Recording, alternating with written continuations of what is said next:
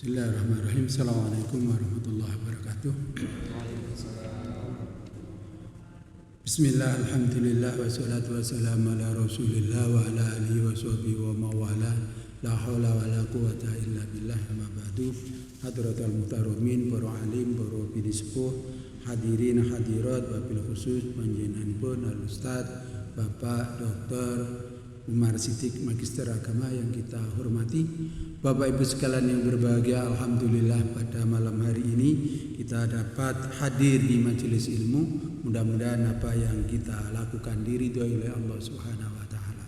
Allahumma amin. Sholawat dan salam semoga tetap terlimpahkan kepada junjungan kita Nabi besar Muhammad sallallahu alaihi wasallam. Malam hari ini kita akan memulai dari halaman 435. Untuk mengawali majelis kita pada malam hari ini, mari kita awali dengan bacaan Ummul Quran Al-Fatihah.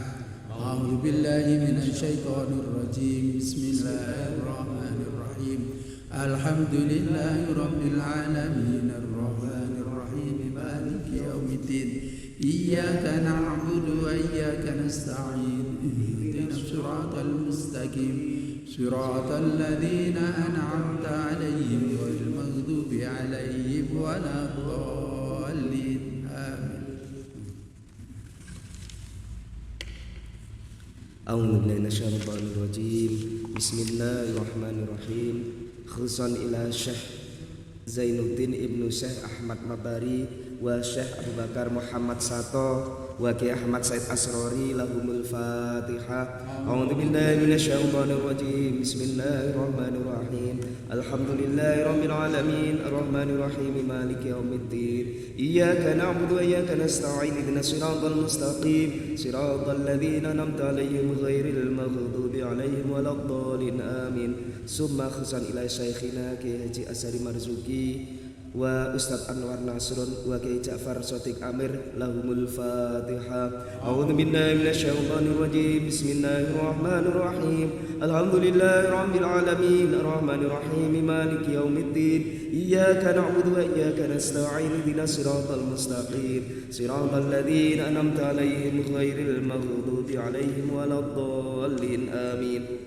A'udzu billahi minasyaitonir rajim. Bismillahirrahmanirrahim. Halaman 435. Wal hilmu summa sabru summa tanazzuhun amadana mim maksabim mutajammila.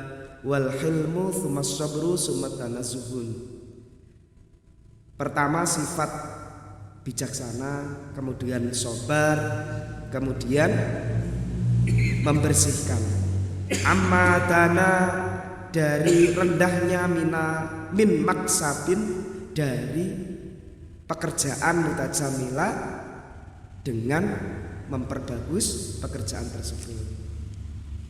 Yakni anna min jumlati syamil hamidati aidon, bahwasanya di antara sejumlah karakter sifat yang terpuji juga al-hilma adalah bijaksana, wa huwa bikasril ha'i tarkul ajalati, yaitu dengan kasrahnya hi meninggalkan tergesa-gesa, wa ta'anni fil umuri, pelan-pelan di dalam suatu perkara, wa sa'atus sadri, lapangnya dada. Wa idza usrita lil maula, maka apabila sifat bijaksana ini disandarkan kepada Allah, pada maula kita, Tuhan kita, bi ankila Allahu halimun, dikatakan Allah itu maha bijaksana. Fa maknahu alladzi la yu'ajjilu bil uqubati, maknanya adalah tidak menyegerakan siksaan alaman asohu, terhadap orang yang bermaksiat kepadanya, bal yuhminul asya, tetapi sebaliknya menunda, menangguhkan orang bermaksiat, wa yasturuhu, dan menutupi aibnya, wa yamuddu birizki, memanjangkan umurnya dengan rezeki, wal afiyati, dan kesehatan. Fa idza taba, apabila orang maksiat itu bertobat, qabalahullahu, maka pasti Allah akan menerimanya. Fahilmullahi ala ibadihi min akbarin ni'ami. Maka bijaksananya Allah atas hambanya, maksudnya adalah di antara nikmat yang paling besar. Ini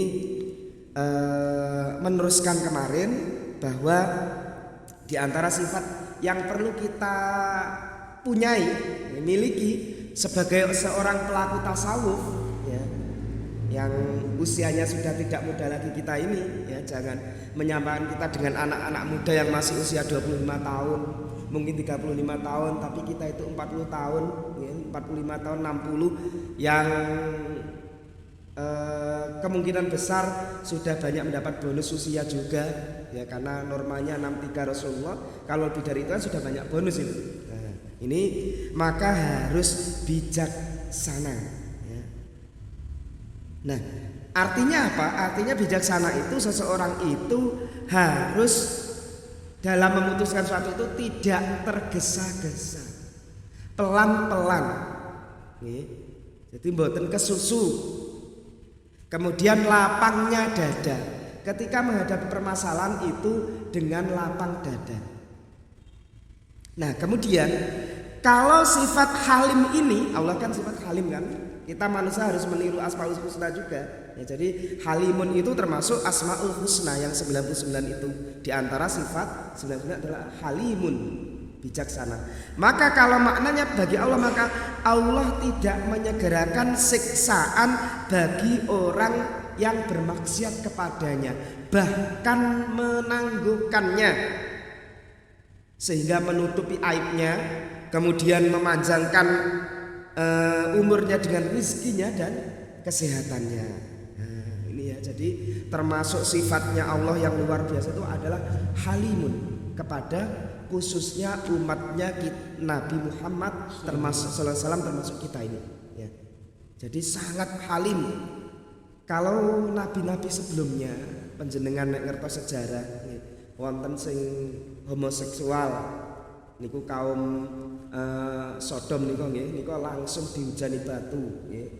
Sekarang wonten lesbi nggih, putri dengan putri, lanang kalian lanang namanya homoseksual, nek wedok kalau wedok namanya lesbian. Itu oleh Allah sekarang tidak disiksa, ditampakkan. Tapi zaman dulu langsung disiksa. Syirik pada Allah, siapa itu Fir'aun, langsung ditenggelamkan. Nah, itu adalah zaman-zaman sebelum Nabi Muhammad. Tapi umatnya Nabi Muhammad itu diberi rukshoh, keringan yang luar biasa. Kalau bermaksiat tidak langsung disiksa. Bayangkan misalnya ada orang zina, selingkuh dengan tetangganya, langsung disiksa. Niku nggih kadosé jarang. Kok wonten niku berarti kemungkinan dia sudah berkali-kali, nggih, sudah diingatkan itu sik bablas ngono nggih. Saniki lagi ngetren nggih. Nyun ngapunten teng tempat wisata napa niku selingkuh kelet mboten sajane sampai meninggal. Nah, niku kemungkinan kalau saya itu tidak sekali itu mereka itu kemungkinan, ya, langsung jatuh siksa itu dari Allah. Nah, secara medis nggih ternyata ketegangan otot nggih, tapi nggih nek sekolah nggih siksa karena mereka sudah melakukan perbuatan terlarang di tempat umum dengan terang-terangan. Gusti Allah nembe metu kope metu siksaannya, nggih. Nah, kalau orang bermaksiat terus dia bertobat, nggih, walaupun dosa besar, sebelum napa niku nyawa itu, ruh itu sampai di kerongkongan, sudah sakaratul maut itu, ya, maka tetap diterima walaupun itu syirik. Kadang-kadang Pak syirik niku misalnya nyekutukan Allah, gaene napa niku pun pados pesugihan teng napa Gunung Kemukus misalnya, niku napa saged diampuni selama dia belum sakaratul maut. Kalau dia betul-betul tobat, insya Allah tetap diterima walaupun syirik loh nggih. Napa malih namung dosa-dosa besar yang lain gitu. Napa malih namung dosa ringan, karena Allah adalah Afuwun Ghafur, Maha Pemaaf lagi Maha Penerima taubat ampun. Nah itu. Jadi tawwabun penerima taubat. Jadi Allah itu asmaul husna kata rauf maaf, tawwabun penerima taubat, ghafurun penerima ampun. Jadi kita gunakan itu saja. Ini orang yang melakukan dosa. Tapi kalau panjenengan sing mboten jarang melakukan dosa nggih, jenengan nggih aja terus ngandalin iku. Tetapi Allah kalau dia mau bertobat tetap diterima. Diterima. Ya, pasti itu. Ya. Nah ini termasuk besar-besarnya nikmatnya Allah. Ya. Terus sabrun apa nikirian? Enggak terus nggak sih? Enggak.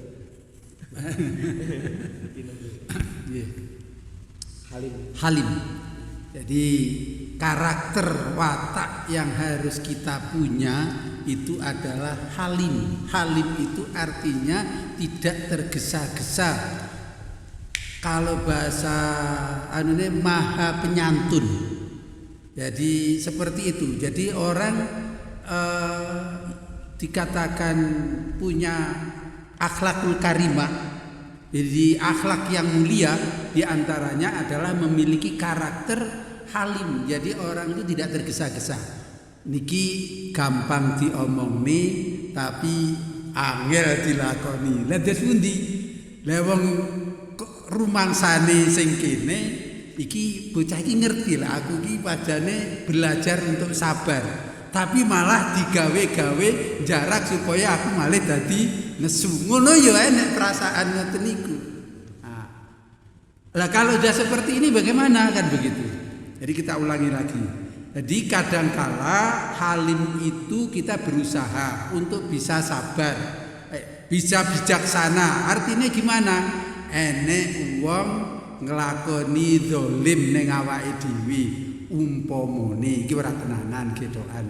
Umpamane ning dalan terus apa niku wau dalan iki biasane sing diliwati ya kono kuwi terus dipasangi. Akhire ndadekne awake dhewe guling. Lah bareng ngono roh ana awake dhewe tiba bocah-bocah mau ning sandinge kuwi mau terus bodho guyu-guyu. Kalau sudah seperti ini bagaimana kita? Apakah kita langsung marah? Langsung akhirnya iki memang anake kae memang ora iso ini terus dituruni. Pake ya kelakuane ya ngono kuwi. Iki ora tenanan iki contoh. Lah terus ngene akhirnya digulek wong tuane terus dilabrak. Itu tidak bijaksana. Lalu bagaimana? Ya kita harus untuk mengantarkan kita agar kita bisa halim tadi itu, maka kita sandarkan kepada Allah.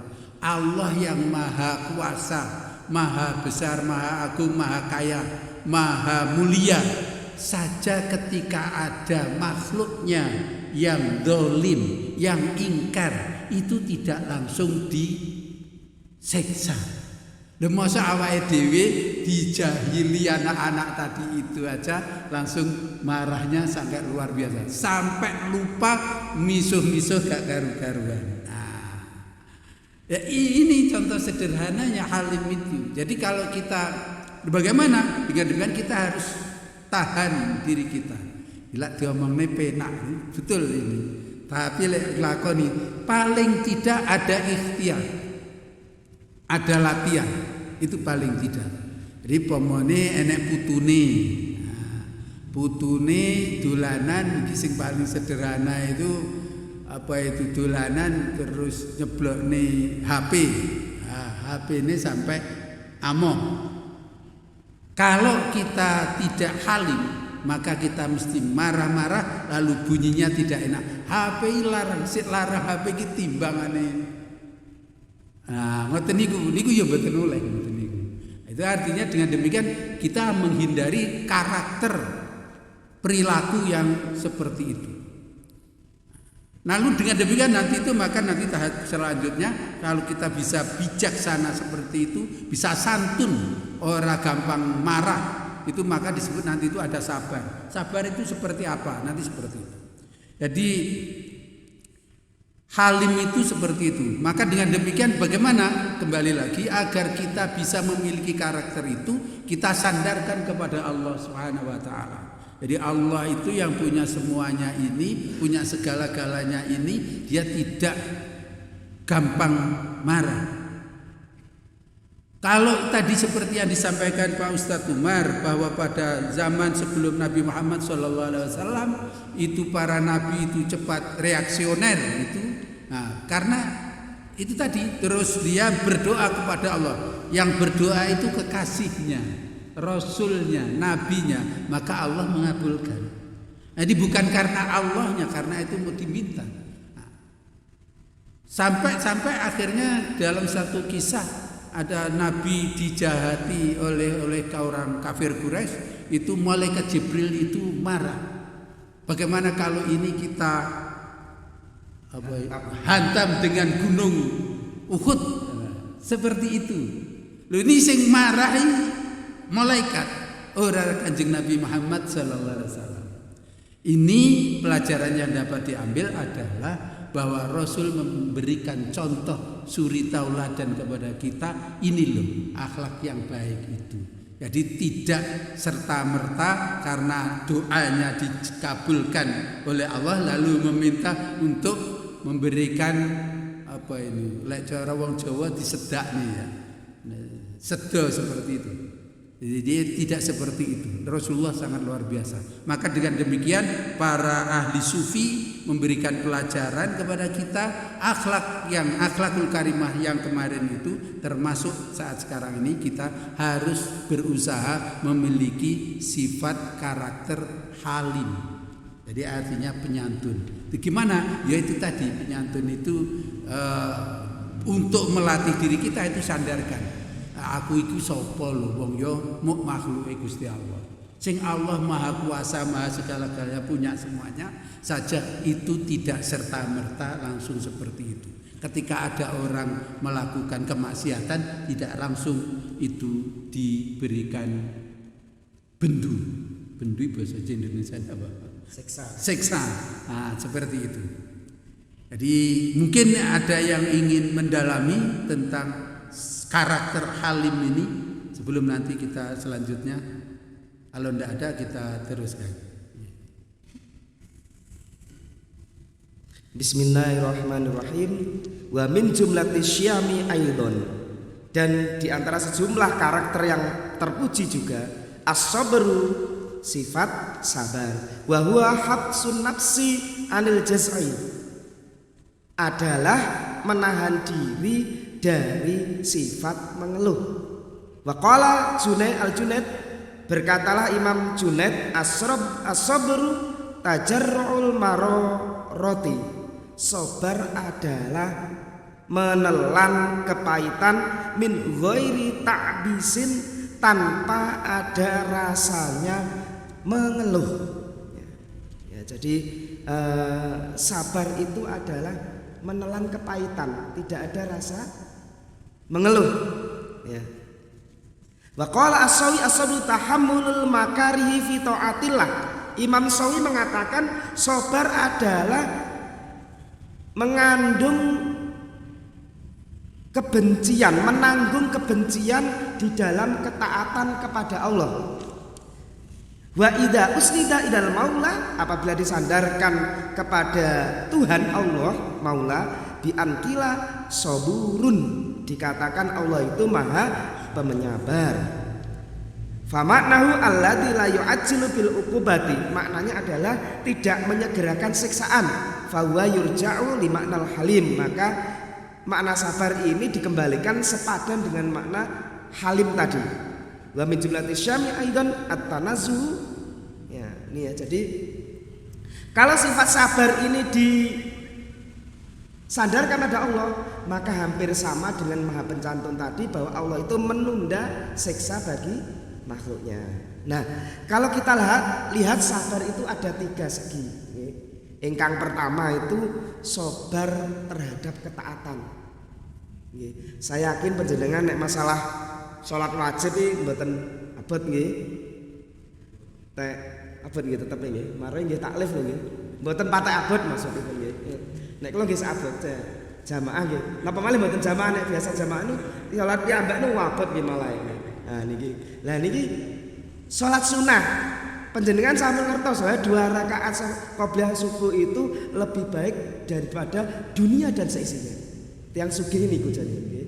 Dadi sak dunia sini dipak. Karena apa? Rajin sholat qobliyah subuh.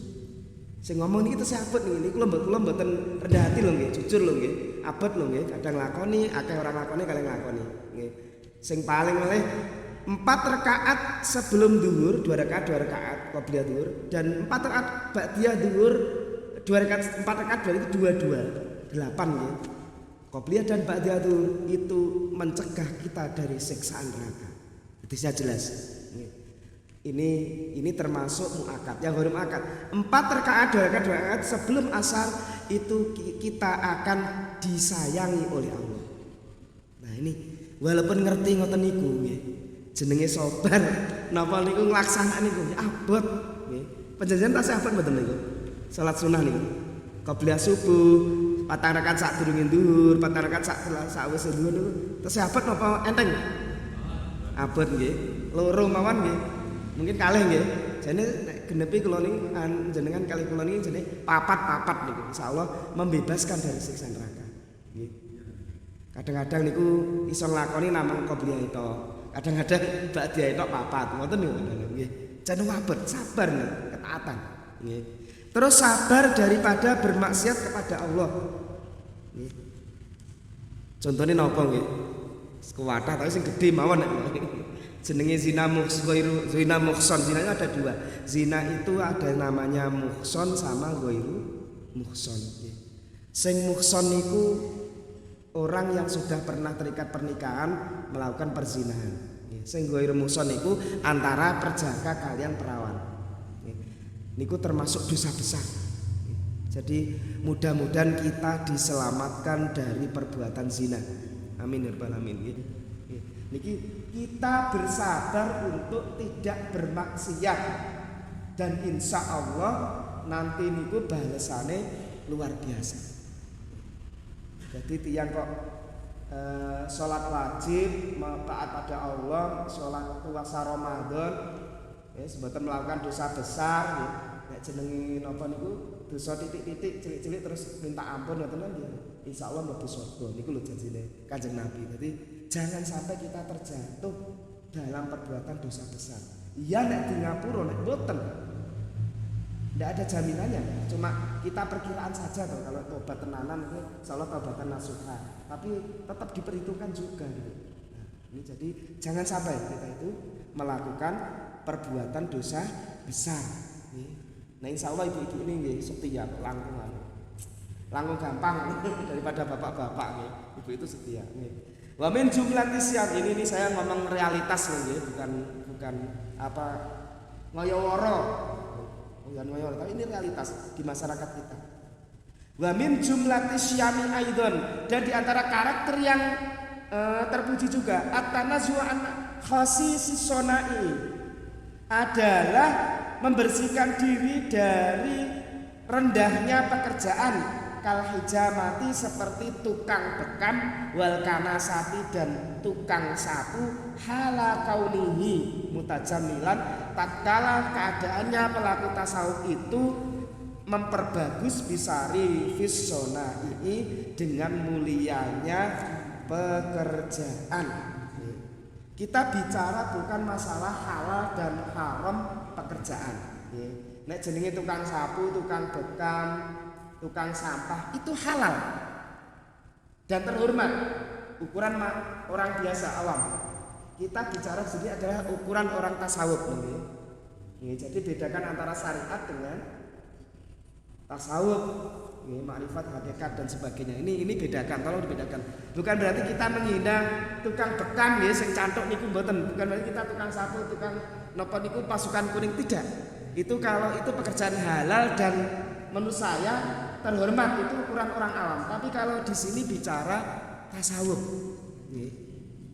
Nek panjenengan saged menghindari pekerjaan ini, pun sepuh kok. Napa niku teng panas-panas teng Racan. Dadi tukang sapu gitu, tukang bekam gitu. Nah itu kan kalau bisa terhormat gitu ya. Terhormat menurut ukuran tasawuf. Tapi ini teori, kadang-kadang niku kula krungu ceritane niku teng Sunan Ampel itu wonten marbot niku waliullah gaene nyapu masjid, tapi kan terhormat juga nyapu masjid niku. Dia tidak mencari gaji. Tapi dia nyapunya di masjid loh, mboten golek duit. Di masjid berkali-kali meninggal, hidup lagi di Sunan Ampel itu. Saya lupa namanya. Itu tapi dia memang bukan pekerjaannya, tapi memang lakune tasawuf ngoten niku. Mbah saya menang ngendika nek pengen tawadhu lho sampean dan kerjamu napa ngresiki toilet WC. Ngoten. Napa niku dadi wong ben tawadhu dadi cleaning service. Nah, kadang-kadang gitu. Nah,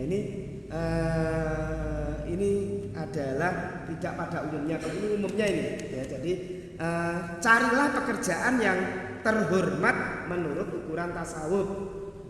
Tidak disepelekan gitu loh, tidak sepelekan.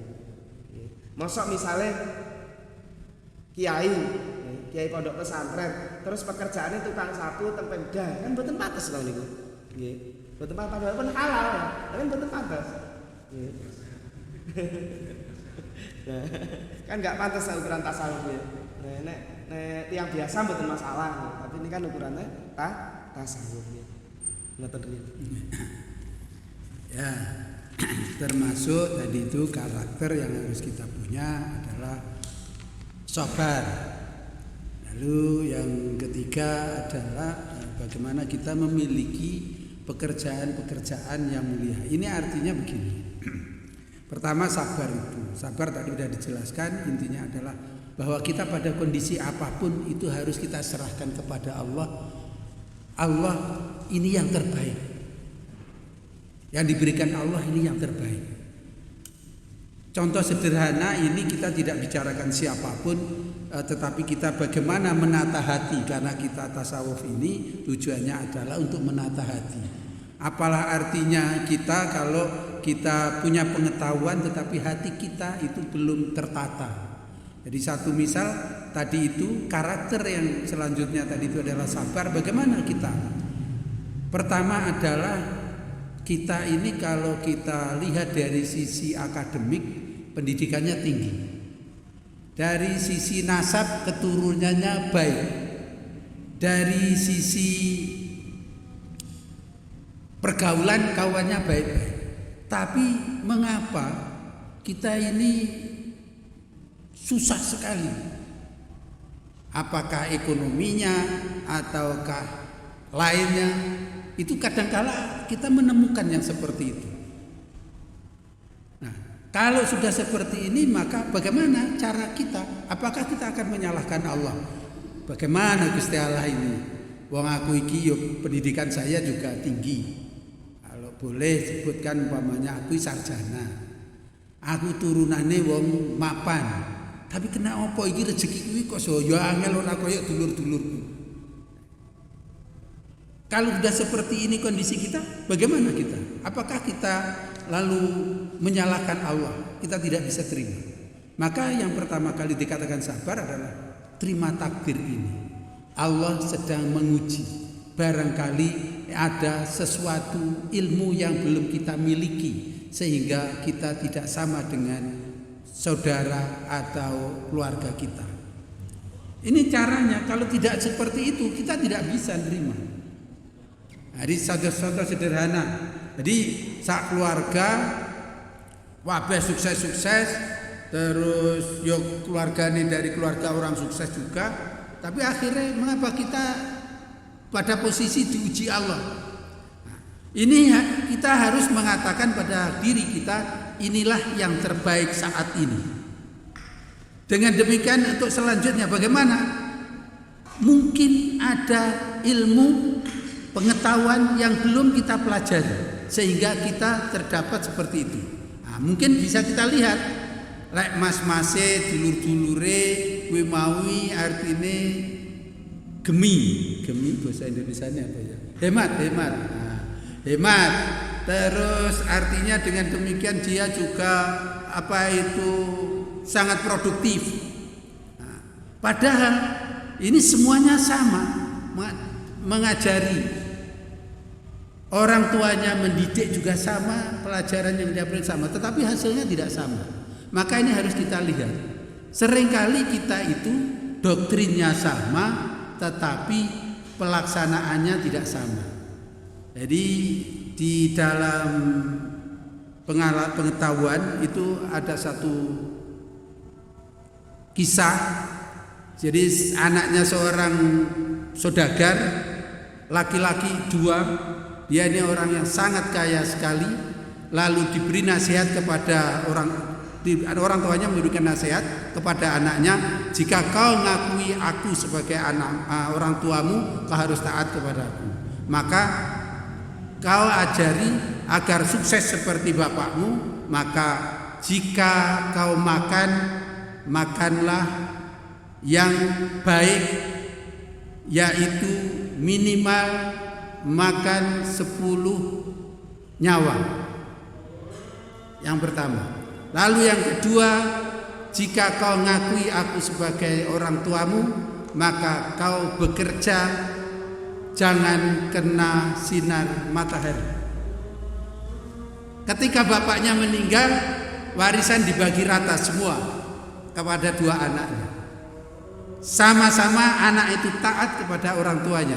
Dia pakai makan yang baik, yaitu bergizi dengan nyawa 10 ekor, dan sama-sama mentaati perintah orang tuanya, bekerja tidak kena sinar matahari.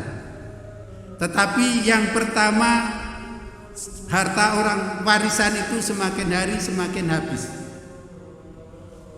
Yang adiknya yang kedua semakin hari semakin tahun itu semakin membesar. Lalu bertemu bersama-sama antara adik dan kakaknya, lalu berdiskusi mengatakan, kamu mengkhianati orang tua, kamu mengkhianati orang tua. Sama-sama menuding. Karena apa? Jika kau ikut nasihat bapak, kau mesti miskin, kata yang pertama. Tetapi bagi yang adiknya, jika kau ngikut nasihat bapak, kau akan jadi orang lebih kaya daripada bapak. Nah, keduanya akhirnya duduk bersama untuk melihat apa persoalannya di mana. Yang satu menjadi sukses, yang satu miskin. Yang pertama, setiap hari dia motong hewannya 10 untuk dimakan. Mulai bebeknya, ayamnya, kambingnya, setiap hari dipotong 10 karena nasihat orang tuanya, jika ingin sukses makan 10 ekor hewan. Lalu yang kedua adalah dia antara rumahnya dengan kantor tempat kerjanya itu dibikinkan terowongan ini apa itu, atap rumah loh, kayak seperti itu, dari rumahnya sampai ke kantornya sepanjang itu. Tujuannya apa? Agar tidak kena sinar matahari. Maka yang adiknya, lalu kau melakukan apa? Aku setiap hari makan 10 ekor hewan yang baik, yaitu aku makan peyek 10 lebih. Jadi peyek udang, peyek teri, itu adiknya. Lalu yang kedua, aku setiap hari itu berangkat kerja sebelum matahari terbit dan pulang setelah matahari terbit. Maka matahari tenggelam, maka aku tidak kena sinar matahari. Dengan demikian maka hartaku semakin menumpuk. Pelajaran yang dapat diambil adalah memahami dogma itu tidak sama. Nah, tadi dengan demikian lalu bagaimana? Maka ketika kita terima realitas ini, mungkin ada ilmu yang belum kita pelajari. Maka kita akan bisa sabar menerimanya. Oh, mengapa saya salah memahami dari nasihat orang tua? Seharusnya jadi makan yang harus dengan makanan baik, dengan memotong 10 hewan setiap hari, bukan berarti harus memotong bebek, tapi cukup dengan makan peyek. Nah, kalau peyek kan akhirnya tidak mahal, tapi kan tetap gizi. Nah, lalu yang kedua, dia bekerja tidak kena sinar matahari, yaitu berangkat sebelum matahari terbit dan pulang sesudah matahari tenggelam, maka dia tidak akan kena matahari. Nah, rajin. Nah, ini dengan demikian maka pelajarannya agar kita bisa menerima realitas ini seperti itu. Jadi jangan sampai mengatakan Allah tidak adil. Masa podo-podo anaki, podo-podo keluarganya orang sukses seperti itu menjadi tidak sukses. Ketika itu tidak sukses, kita mungkin ada yang salah. Nah, ini seperti itu cara proses untuk sabar itu. Sehingga dengan demikian maka kita akan memperbaiki dengan kesalahan-kesalahan yang kita lakukan. Nah, jadi ini cara sabar itu ya seperti itu. Kalau tidak seperti itu, maka mengatakan Allah ini gimana ini? Saya ini sudah sholat wajib rajin, sholat sunat, puasa, semuanya sudah kita lakukan. Tapi katanya doa, baca sholawat, rizkinya banyak. Ini doa sudah kita baca semua, tapi rizkinya kok tetap aja seret. Nah, ini dengan demikian maka kita harus buka diri kita, mungkin ada hal yang belum kita ketahui. Jadi dengan demikian maka kita akan menemukan kesabaran itu. Tapi selama kita tidak seperti itu, kita tidak akan menemukan kesabaran. Lalu yang kedua tadi itu adalah apa tadi itu? Bekerja secara yang terhormat. Ya, ini artinya jangan diartikan letter luck, ini pendapat. Jadi itu bukan dari hadis, dari pekerjaan itu. Nah, karena mungkin di zamannya oleh musannaf ini dia melihat itu tidak baik. Karena apa? Mungkin jadi ini cantuk waktu itu akan mengganggu dari zikir dia, akan mengganggu konsentrasi dia, mungkin seperti itu. Jadi saya tidak akan membahas tentang ini, tetapi kata kuncinya adalah mari kita mencari pekerjaan yang produktif, yang baik. Baik itu artinya juga halal. Seperti itu, kita tidak memberikan contoh karena ini mungkin ini di zamannya. Nah, jadi karena ini kitab lama loh ini. Nah, jadi dengan demikian maka yang kedua agar kita seperti itu ya kita harus ikhtiar sesuai dengan potensi yang kita punya.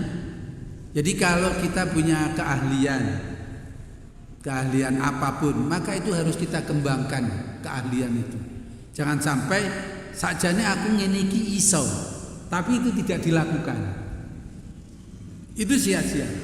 Jadi jangan sampai kita sakjane aku ngerti, itu jangan sampai. Sakjane ngeniki aku ngerti lagi gitu so.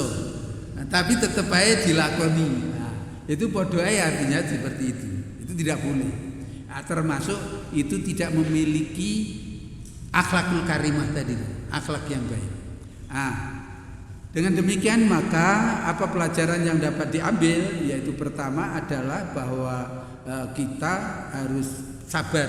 Sabar itu tadi seperti yang disampaikan Pak Ustadz Umar, ya kita harus menerima apa yang ada dari takdir Allah ini. Tetapi ketika kita sudah melakukan ikhtiar tetapi hasilnya tidak sesuai, bukan berarti Allah tidak mendengar kita. Tetapi perlu kita introspeksi, mungkin ada ilmu yang belum kita punya. Nah, contoh sederhana adalah ini saya ngikut Ustadz, jadi mohon maaf ini Ustadz ya. Contoh, jadi di setiap perguruan tinggi itu ada namanya pengembangan masyarakat. Lalu itu digalakkan namanya penelitian. Nah, penelitian itu diberikan pembiayaan, ada biaya dari negara. Nah, itu syaratnya adalah mengajukan proposal tentang penelitian apa saja. Nah, saya tidak sampai ke sana. Kalau kita tidak bisa membuat proposal sesuai dengan apa yang kita inginkan, kira-kira mendapatkan tidak itu bantuan untuk penelitian itu.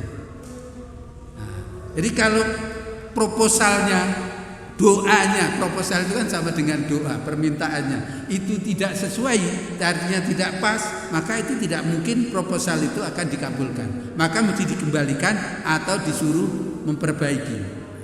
Sama dengan kita kepada Allah itu, ketika kita meminta, jangan sampai kita wis donga akeh segala macam, wis maca Waqiah malam Jumat, wis seperti itu Ar-Rahman, tapi rizkine kok panggah pangelai kan gitu. Itu maka kita perlu untuk sinau lagi apanya yang salah. Sama dengan penelitian tadi, mungkin Ustadz bisa jelaskan. Jadi cara membuat proposal itu sudah dilakukan semuanya, metodologinya dan sebagainya, tapi tetap aja disalahkan. Nah, ternyata apa? Jadi proposal yang diusulkan itu berbeda dengan proyek yang atau program yang ada. Ini dengan demikian itu juga tidak bisa diterima. Nah, dengan demikian maka kita tidak boleh suudzon kepada Allah. Sabar itu insya Allah seperti itu. Mungkin ada yang ingin nambah, Ustaz? Lanjut sedikit. Masih sedikit lagi nggih. Bismillahirrahmanirrahim.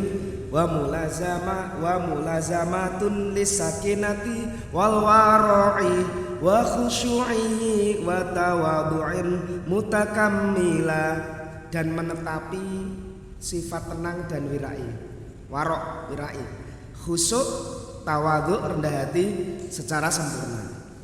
Yakni anna min jumlati syamil hamidati allati yattasiu biha al-qari'u wal hafidhu mulazamatahu lis sakinati. Maksudnya di antara sejumlah sifat karakter yang terpuji yang pembaca, pelaku tasawuf dan para penghafal Quran yang harus bersifat dengannya adalah menetapi sifat tenang, aitu mu'ninati wal waqor, anteng dan tenang, wal warai dan wirai, wal khusyu'i dan khusyuk. Jadi usahakan kita itu punya sifat yang tenang, tumakninah. Tumakninah itu tidak hanya dalam sholat saja, kan? Tumakninah itu termasuk rukunnya sholat. Ketika ruku ada tumakninah, ketika bangun dari ruku tumakninah, sujud tumakninah, ketika duduk di antara dua sujud tumakninah. Ini kan apa? Berhenti sejenak sepanjang kita baca subhanallah. Nah itu tidak hanya dalam sholat saja, dalam kehidupan sehari-hari juga ngoten. Jangan gusu-gusu tapi tenang. Wirai warok ini jadi kata-kata wirai. Jadi menghindarkan barang-barang yang haram atau perbuatan yang haram. Nggih. Godhonge tanggane mboten pareng dibaca, nggih. Arep genemi gawe napa niku? Geneman napa nek mriki niku? Bothok, nggih. Karo mlaku mboten arit godhonge tanggane napa niku potong sret ngoten. Lah mandak godhonge paling ya oleh, nggih. Bar mulai ngarit enten rambanan godhong waru dibacok dilebokne. Napa niku? Karung adae. Niku mboten wirai. Niki sinten to tukang ngarit mosok gaene jamaah ning Nahdlatul Ulama kok sik ngono ki piye? Nah, niki namanya termasuk mboten wirai, nggih. Wonten sandal ing masjid. Ngene tiyang dibeto mantuk. Nah, ini mboten wirai. Sing ning masjid malah kapok. Kenapa? Wong tak ning ndelok ning lapangan ning Bathara Katong teng alun-alun sandal aman, maksudnya masjid Nahdlatul Ulama malah hilang. Nah, kan kapok. Nah ini namanya orang enggak wirai, sandal ketok apik disenengi. Nah, ngoten niku. Anu lho tak silih lho niki, besok tak balekne. Nah, ini padha wae nyilih gosok ya. Mboten saja kok ya. Nah, terus kemudian khuduk tawaduk, rendah hati kepada siapapun. Nggih. Rasulullah menggarisbawahi kalau ketemu orang yang lebih muda maka sayangi, ketemu lebih tua umurnya hormati. Bila ada melihat anak muda, oh berarti dia dosanya lebih sedikit daripada saya karena saya sudah umurnya segini tua. Lihat orang tua, oh itu ibadahnya taatnya pada Allah lebih banyak karena beliau lebih tua daripada saya. Jadi jangan menghormati orang itu karena pendidikannya, gelarnya, jangan karena pangkatnya, jangan karena dia kaya, jangan karena jabatannya. Tetapi itu tuntunan Rasulullah itu tadi. Karena usianya lebih tua dan kemudian juga tawaduk kita, rasa sayang juga untuk menghormati bahwa orang tua itu don kita, persangan baik kita, dia ibadahnya lebih daripada kita. Terus kalau wonten hadis terhadap ulama menghormati, nah monggo itu tambahan. Jadi kadang-kadang di masyarakat itu jadi ukuran tuh, alah mboten sah dibantah ngeten iki nggih. Dadi teng desa niku sae pinten kotak. Nah, misale kok teng desa kula iki mandak di sawah 4 kotak wis alah ya nggih. Teng perumahan niku nek wis mobil Pajero napa Fortuner ngoten. Nah, niku langsung ya nggih. Nah, ini jadi ukurannya itu bukan rumahnya, bukan mobilnya, bukan sawahnya, bukan pangkatnya nggih. Terus kepala sekolah MA napa SMA ngoten lho nggih, pun kados raja. Apapun status sosial panjenengan dari segi kekayaan, jabatan ataupun dari segi nasab, itu jangan mempengaruhi sifat tawaduk kita kepada sesama muslim. Niku perlu kita tekankan. Dan kadang-kadang angel ngeten niku nggih. Penerapan di masa itu angel. Kadang kita itu sudah terbiasa begitu. Terus ketik malih wa tawadhu lillahi wa rasulihi wa sallallahu alaihi wasallam wal ulama il amilin al arifin.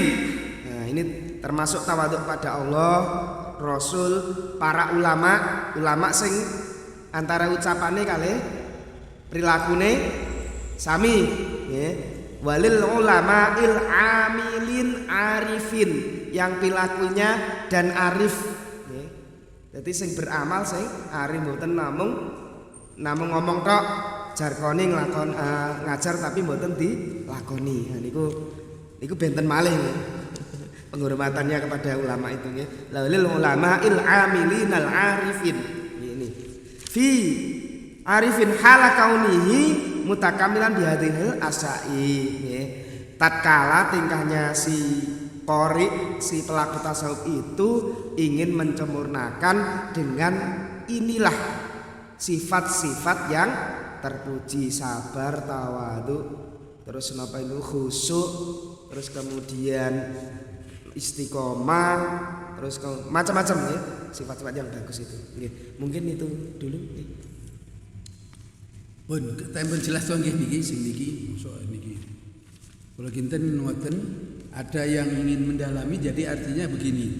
Jadi kita ini belajar, kita ini menata hati kita, jangan sampai apapun yang jangan sampai kita itu menjadi sombong, menjadi congkak.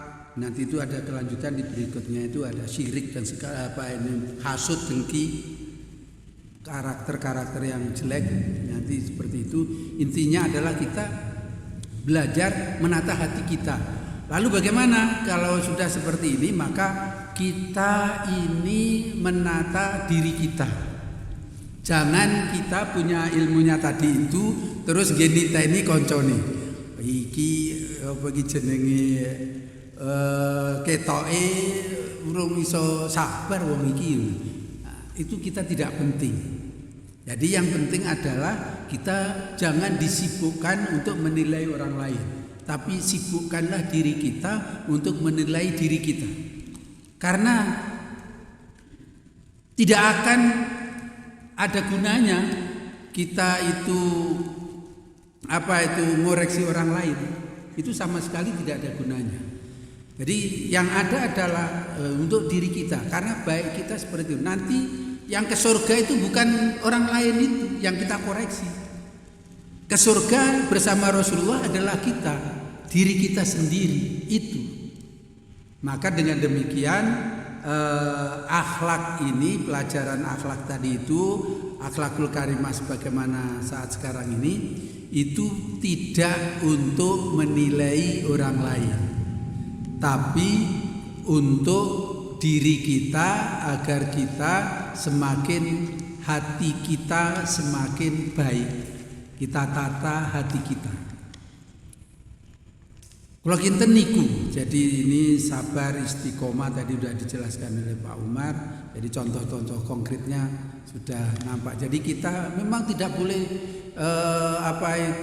sembrono. Terus yang kedua tadi itu gerusa-gerusu. Terus gumunan. Nah, itu tidak boleh. Nanti ada nanti. Jadi termasuk riya dan segalanya itu. Jadi itu tidak boleh kita. Makanya kalau filosofi Jawa itu sangat luar biasa. Jadi kita itu ndak oleh gumunan, nggak oleh kagetan, gumunan, apalagi itu, Mbah. Wong Jawa itu. Ora oleh zamane Pak Harto itu loh, zaman ora oleh kagetan, gumunan. Nawa. Nah, jadi ini ya itu salah satu, jadi filosofi Jawa itu salah satu dari ajaran tasawuf, cara akhlak kita. Jadi seperti itu. Ojo kagetan, ojo gumunan, apalagi pokoknya ngono kuwi lah kira-kira. Kalau kinten itu, jadi dengan demikian sekali lagi penekanannya adalah kita belajar untuk memperbaiki diri kita, untuk memperbaiki hati kita, tidak untuk menilai orang lain. Nah, ini penting sekali lagi sebab timbulnya perselisihan itu ya dari situ, timbulnya konflik itu juga dari situ. Nah, jadi kalau hati kita jernih, kita selalu husnudzon kepada orang lain dan kita selalu berbaik, artinya tidak akan ngambil kecuali miliknya, itu sudah luar biasa. Dari mana itu terjadi? Dimulai dari diri kita sendiri-sendiri. Jadi ibda binafsik, awali dari kita sendiri. Insya Allah kalau kita mengawali perbuatan baik itu dari diri kita, maka orang lain juga akan mengikuti kita. Barangkali itu mungkin ada yang ingin mendalami. Kalau mboten enten kita akhiri. Pun. Nah, monggo kita Ustaz nambah. Sampun ya. Jadi terakhir halaman 440. 440. Nggih ya.